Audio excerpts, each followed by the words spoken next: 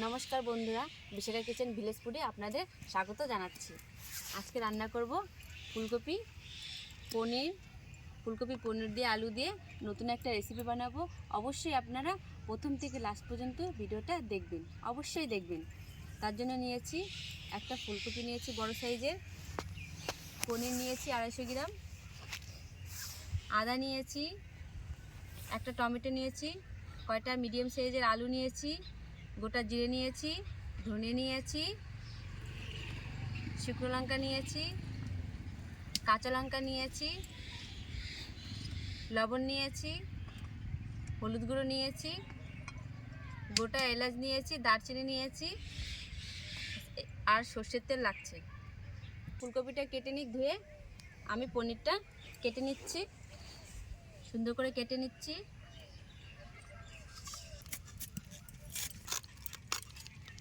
ছোট ছোট করে দেখুন বন্ধুরা, এগুলো আমি বাড়িতে তৈরি করে নিয়েছি। পনিরটা কত সুন্দর, ওই জন্য আপনারা দোকান থেকেও কিনে নিতে পারেন।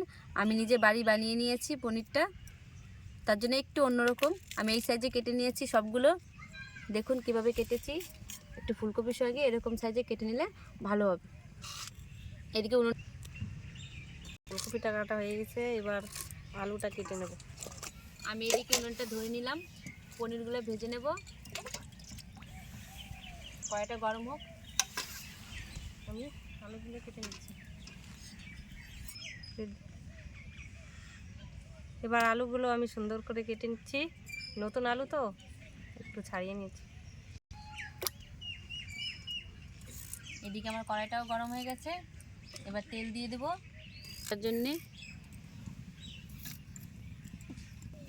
পনিরটা ভাজার জন্য আমি অল্প তেল দিলাম। পনিরটা ভেজে নেবো এই তেলে। কড়াইটা গরম হোক, পরিমাণ মতো নিয়ে নেবেন তেল। আর অবশ্যই সর্ষের তেল দিয়ে রান্না করবেন। সর্ষের তেল দিয়ে রান্না করলে ওটা খেতে ভালো টেস্ট হবে এবং কালারটাও সুন্দর আসবে। তেলটা গরম হয়ে এসেছে প্রায়, পনিরগুলো ভেজে নেব। জিরে দিকে মশলাগুলো বেটে নাও। আদা বেটে নিচ্ছি।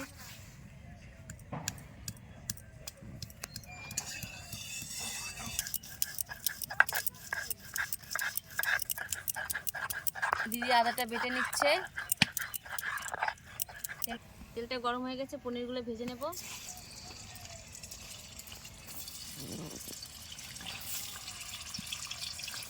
বাড়ি বানানোর পনিরটা একটু আলাদা রকম স্বাদ হবে। দোকানের কেনাটা অন্যরকম স্বাদ, বাড়ি বানানোটা অন্যরকম স্বাদ। আর জিরে একসাথে বেটে নিচ্ছি। জিরে অল্প করে রাখছি।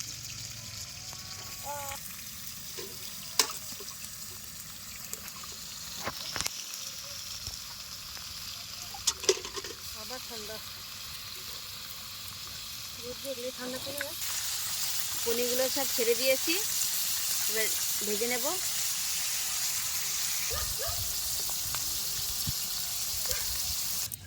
জিরেটা খুব সুন্দর করে বেটে নিচ্ছি। পনিরটা ভাজা হয়ে গেছে, নামিয়ে নেব। দেখুন বাড়ি বানানোর পনির তো, তার জন্য একটু এরকম হয়েছে, তো কত সুন্দর হয়েছে। নামিয়ে নেব, ভাজা হয়ে গেছে, লাল লাল করে ভেজে নিয়েছি। দেখুন এই তেলে কপিগুলো ভেজে নেব। ভেজে নিলে এটা একটু অন্যরকম স্বাদ আসবে। ভাপিয়েও নেওয়া যায়, ভাপানোটা অন্যরকম স্বাদ আর ভেজে নেওয়াটা অন্যরকম স্বাদ। আমি ভেজে নিচ্ছি।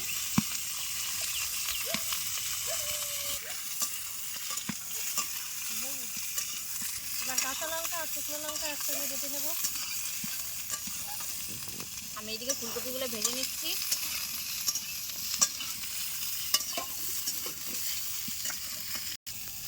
ফুলকপিটা ভাজার সময় হালকা একটু লবণ দিয়ে দেবো, যাতে ওখানে একটু সিদ্ধ হয়ে যায়।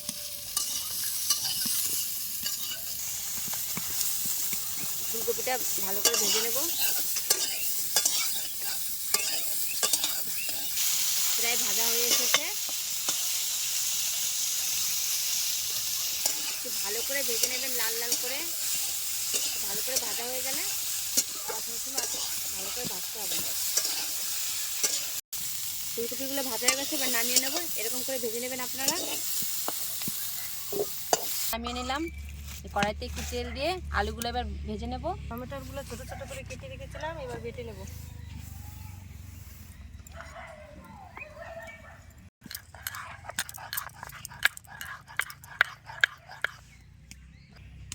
আমার তেল গরম হয়ে গেছে, এবার আলুগুলো ভেজে নেব। দেখুন আলু ফুলকপিগুলো আমি ভেজে নিয়েছি, এরকম করে ভেজে নেবেন আপনারা, ওটা খেতে ভালো লাগে। যেহেতু আলু পনির আর ফুলকপি দিয়ে রান্না করব, সবজিটা ভালো করে ভেজে নিলে পরে ওটা একটু আলাদা রকম স্বাদ আসবে। আপনারা এইভাবে ভেজে নেবেন। আলুগুলো ভাজা হয়ে গেছে, এবার নামিয়ে নেব। আমি এরকম করে ভেজে নিয়েছি, নতুন আলু তো হালকা ভাজলেই হয়ে যায়।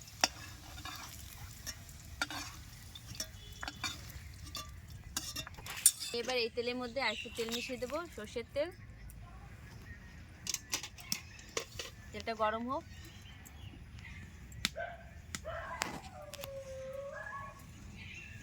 এবার ফোড়ন দিয়ে দেবো। দুটো এলাচ নিয়েছি, একটা গরম মশলা নিয়েছি, দিয়ে দিলাম। একটা তেজপাতা নিয়েছি, ফোড়নে দিয়ে দেবো। গাছ থেকে তুলে আনা সবেমাত্র তেজপাতা, তো কাঁচা তেজপাতা দিলে একটা অন্যরকম একটা সেন্ট আসবে ভালো। গোটা জিরে দিয়ে দিচ্ছি ফোড়নে। ভালো করে আদা বাটাটা দিয়ে দেবো।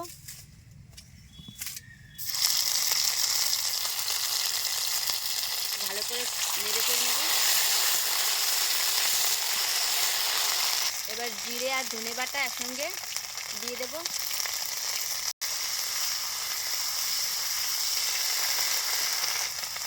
পরিমাণ মতো হলুদ গুঁড়ো দিয়ে দেবো, আগেই দিয়ে দিলাম, তেলটা তাহলে ছিটবে না। হলুদ দিয়ে দিলে আগে তেলটা কম ছিটে। গ্রেট করা টমেটোটা এবার দিয়ে দেবো। ভালো করে কষিয়ে নেব। মশলাটা কষানোর জন্য হালকা পরিমাণে একটু জল দিয়ে দেবো।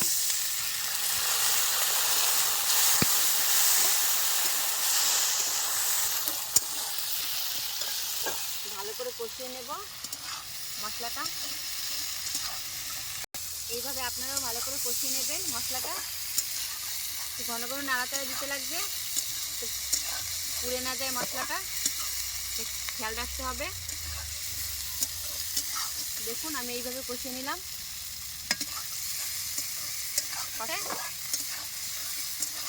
আদার সেন্টটা যেহেতু চলে গেছে, তেলটাও ছেড়ে দিয়েছে। দেখুন যখন এইভাবে তেলটা ছেড়ে দেবে, তখন আমি এবার সবজিগুলো দিয়ে দেব। আলু আর ফুলকপি ভাজাটা এবার দিয়ে দিচ্ছি।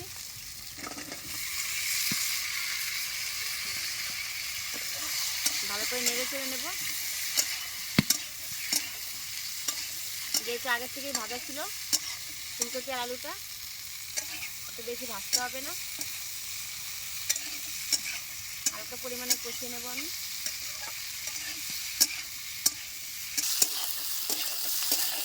আপনারা ভালো করে এভাবে কষিয়ে নেবেন। কাঁচা লঙ্কা শুকনো লঙ্কা বাটাটা দিয়ে দেবো। আপনারা যেমন পরিমাণে খাবেন লঙ্কা, সেই পরিমাণে দিয়ে দেবেন। লঙ্কা বাটাটা দেওয়ার পরে একটু ভালো করে কষিয়ে নিতে হবে। লঙ্কার সেন্টটা যেন চলে যায়। কাঁচা লঙ্কা দিয়েছি আর শুকনো লঙ্কা দিয়েছি, তো তার জন্য। এবার দিয়ে দেবো পরিমাণ মতো লবণ দিয়ে দেবো।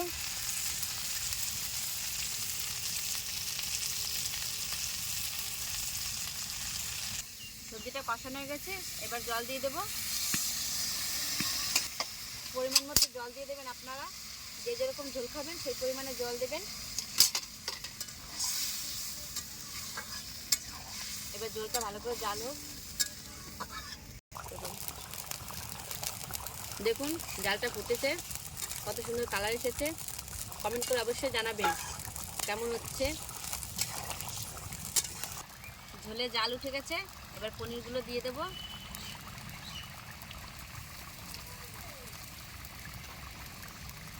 ঠিক আছে, এবার নামিয়ে নেব। দেখুন রেডি হয়ে গেছে আলু দিয়ে ফুলকপি দিয়ে পনিরের তরকারি। কেমন হয়েছে আপনারা অবশ্যই কমেন্ট করে জানাবেন। এটা খেয়ে দেখো দিদি, কেমন হয়েছে? সেই টেস্ট হয়েছে। এইভাবে আপনারা রান্না করে খেয়ে দেখবেন, সত্যি বাড়িয়ে বলছি না, একদম সেই। দেখুন আপনারা রেডি হয়ে গেছে।